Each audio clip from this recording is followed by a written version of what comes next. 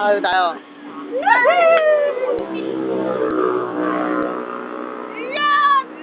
Okay, kwento.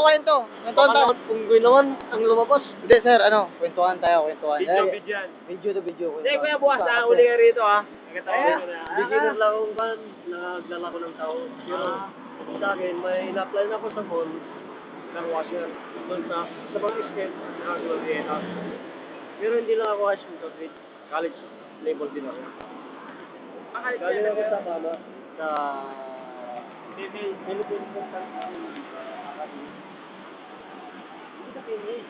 Philippine Academy. So, Philippine Academy. Ito pa na ba rin sa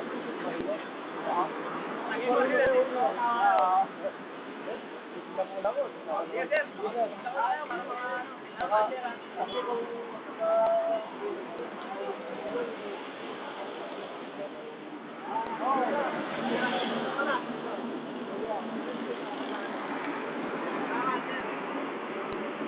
ito, isang sundalo, sila Robin Padilla, Victor Neri.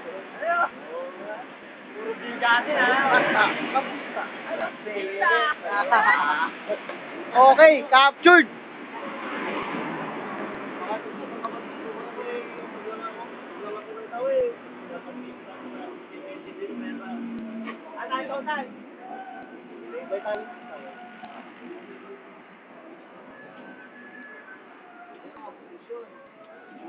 Kumbaga si Franklin Bastard, kahit ito rin.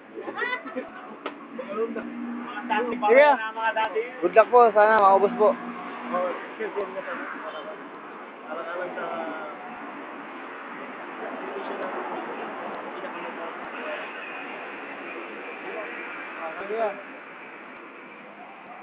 Okay.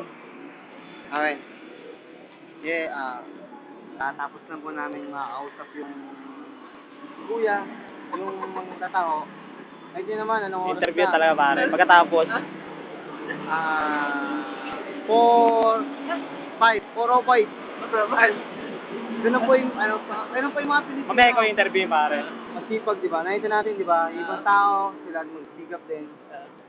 So, alas 4 na po. Kuya, napakaaga. Then, eto kami. Oo. Ito ang kasama ko si Jason. Jason. Then, Interview ano natin. Ano masabi mo? Sa mga tao, Dito pare. Dito, para malinaw. Pang Facebook ko pare, Facebook lalagay na.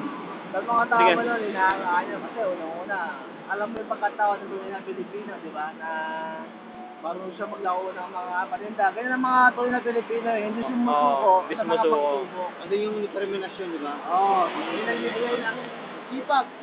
Sipag, unang-una, siyempre, kung ay pakisama sa isang kapwa, di ba? Yan ang mga Pinoy. You're the man. Oy, man, interview. Pre, naman tayo. Sana puro nga pakikita. Kaya interview pare. Hindi ko kanina ano mga tayo mo kanina Tol pa, ang aga pa, sipag, di ba? May mga anak sasama, sipag niya. Mas sabi ko lang babayor si kuya. Tama.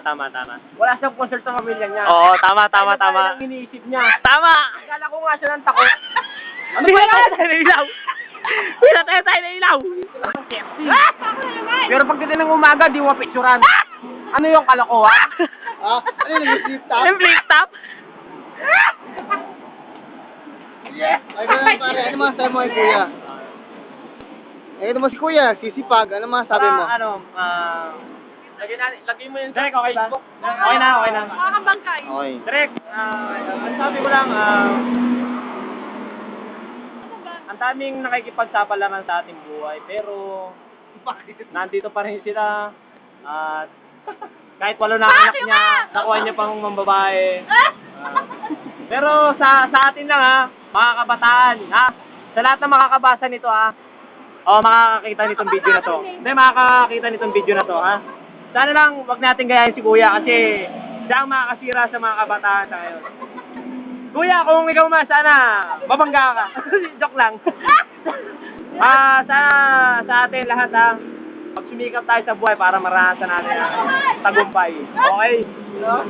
Okay, captured.